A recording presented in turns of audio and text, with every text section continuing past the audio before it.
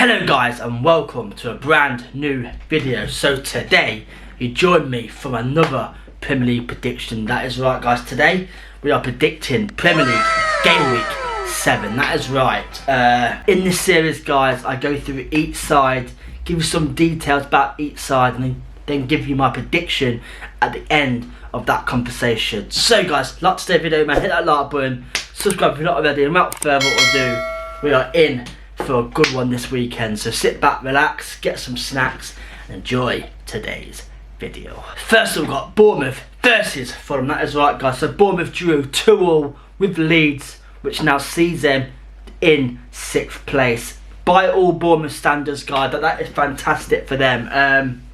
Yes, I say it all the time, but they probably got hit hard the most this transfer window for their centre backs leaving, stuff like that. So Ariella has done an incredible job as Bournemouth manager, and sitting 6th place with a side like Bournemouth, man, it's a pretty impressive turnaround. So yeah, Bournemouth guys, I thought they might have beat Leeds, but they conceded a late goal towards the end.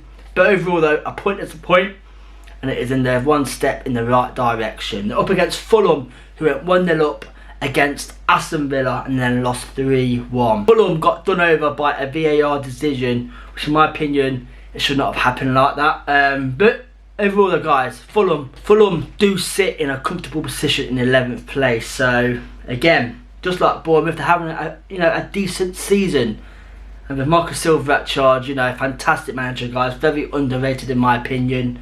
And Fulham should be fine this year. But just on that alone guys, I've got Bournemouth. The way Bournemouth are right now, they're sitting 6th place, a bit more confidence about them. So that's why I've got Bournemouth guys to beat Fulham 2-1. Next we've got Leeds versus Spurs guys. So Leeds, again, just spoke about that. Leeds drew 2-2 with Bournemouth. And again, decent point for Leeds. In my opinion, I thought Leeds might struggle this season, but as of right now, as I'm filming this, they do sit in 12th place. And I've got to say, considering Leeds didn't really strengthen their squad this year, to sit in 12th place is a decent result. Daniel Farke, I thought he might struggle in the Premier League again, because every single time in the Premier League, guys, Daniel Farke, he always seems to struggle with his teams. But so far, so good. So yeah. Dominic Calvert-Lewin, I've got to say, he looks decent for Leeds. He looks decent. He's actually been fit for 3 games running now, so that's a record for Calvert-Lewin right there. But if you could get him scoring goals, then Leeds might be alright. Leeds are still in the danger zone, obviously still early days in the Premier League, guys. And this season, it takes a massive toll on lower clubs. But we'll see what happens. Up against Spurs, who drew 1-1 with Wolves. Overall, a pretty awful point for Spurs standards. Spurs do sit in 4th place, but for me guys, they just aren't picking enough points as the season goes on. Yes guys, they do look a better side under Thomas Frank, and over obviously Ampogoloscu was manager. Still a lot to work on. Thomas Frank has said that himself as well. So you know what, if Spurs can somehow just keep the goals out, and 4th place, considering their start of the season campaign, it's not too bad. But because of Leeds, obviously Leeds are getting a bit of confidence right now. I've got this game guys to end as a 1-1 draw. Next we've got Arsenal versus West Ham guys. So Arsenal left it late against Newcastle to beat them 2-1. Fantastic result for Arsenal, because Arsenal needed this result, because if Arsenal lost, that would have been massive for Liverpool, because obviously Liverpool lost as well. But for Arsenal to pick up 3 points in the last 9 seconds of that game, fair play to Arsenal. And because of that now, they sit 2 points behind the leaders Liverpool. So just from going to lose that game to winning that game, they are sitting in a good comfortable spot in 2nd place. And yeah, Arsenal guys needed that win, and fair play to Arteta. Arteta has a bit of a reputation of playing it safe with players, and his style of play. But Arteta actually changed his style up a little bit. He brought on some attacking players, and that is what punished Newcastle in the end. So fair play to Arsenal right there. They're up against West Ham, who drew their first game under their new manager Nuno Santo. I can't believe, guys, he literally got sacked from Forest straight back into the Premier League side, man. But yeah, Nuno Santo took over 3 days ago. So basically, this man has had 2 days training. And West Ham already look a better side. More well drilled, more compact.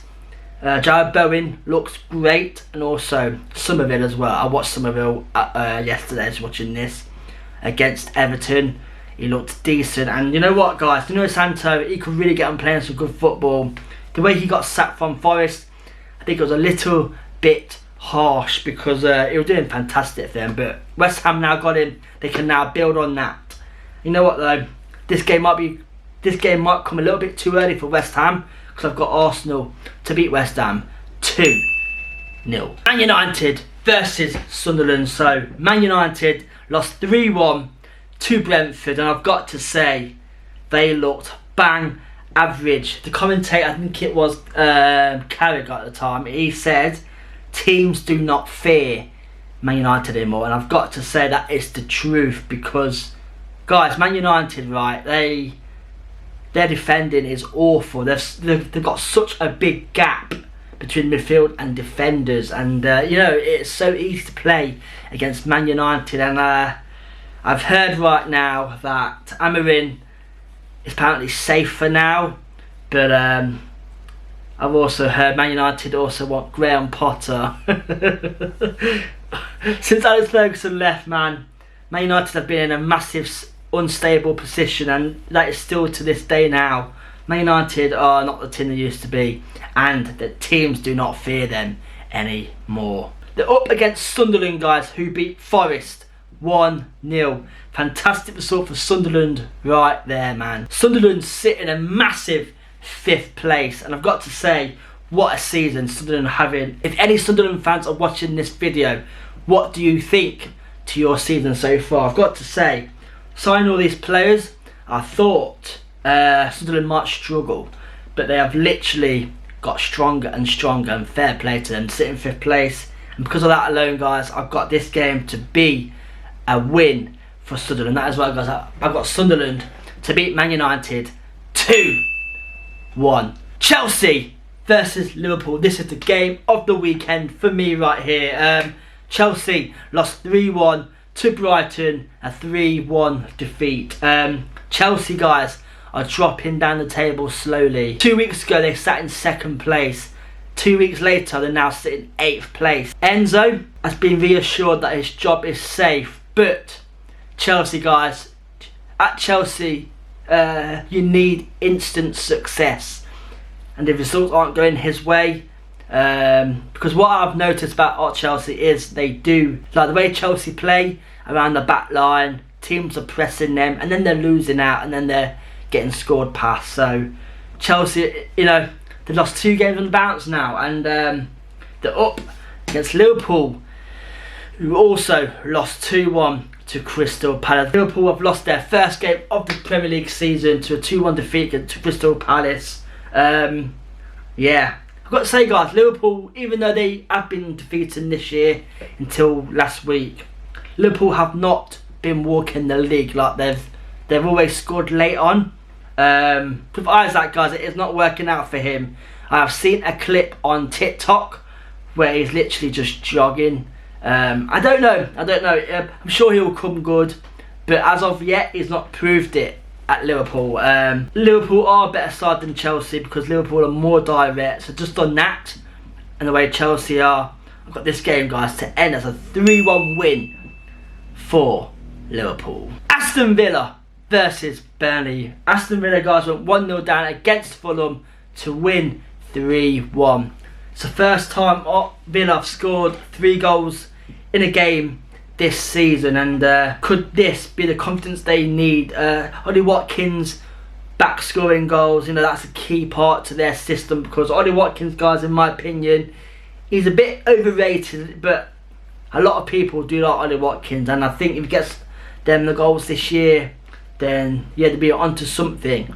The poor start they had, they do now sit in 16th place, so Sevilla have moved up 2 positions, so hopefully that will bounce their season with confidence. They're up against Burnley, who had their biggest defeat of the season so far, 5-1 to Man City. It is now slowly creeping up to Burnley, guys. Obviously, I spoke about Burnley a few weeks ago, saying how impressive they have been. In the last couple of games, they haven't looked great at all.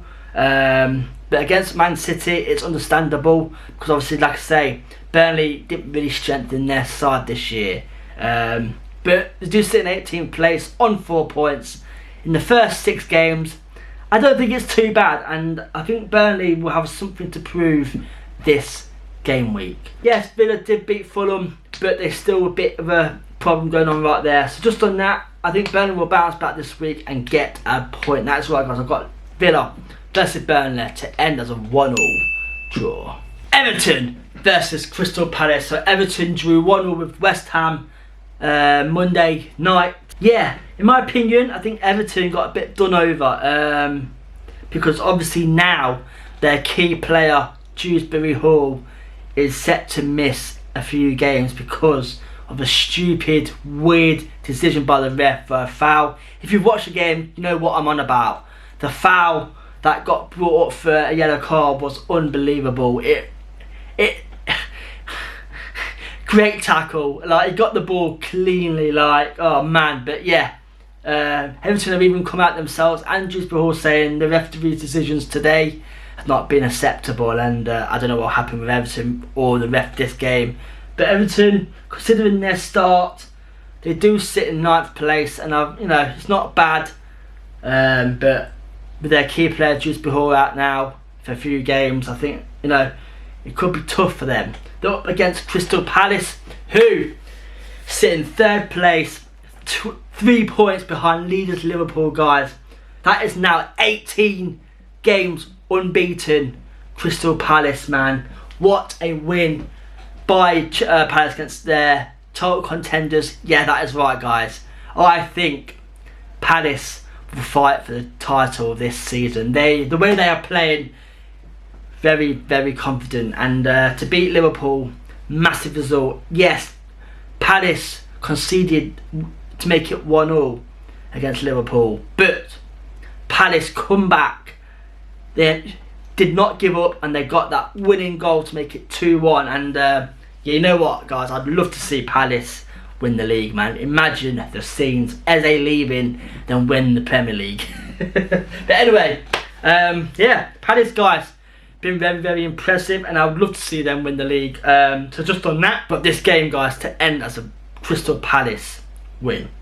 Got Palace to beat Everton 2-0. Now we've got 15th versus 17th. This is Newcastle versus Forest. So yeah, Newcastle lost 2-1 to Arsenal. Newcastle thought they got a point out of this game, but they conceded late on against them to lose 2-1. Newcastle, man, they obviously 2 years ago they were unstoppable in defence. Like, they were so tough to beat in defence, but they are, you know, not as great this season. They do sit in 15th place, so by Newcastle standards, it's not been a good season. I know they've, you know, lost their best player.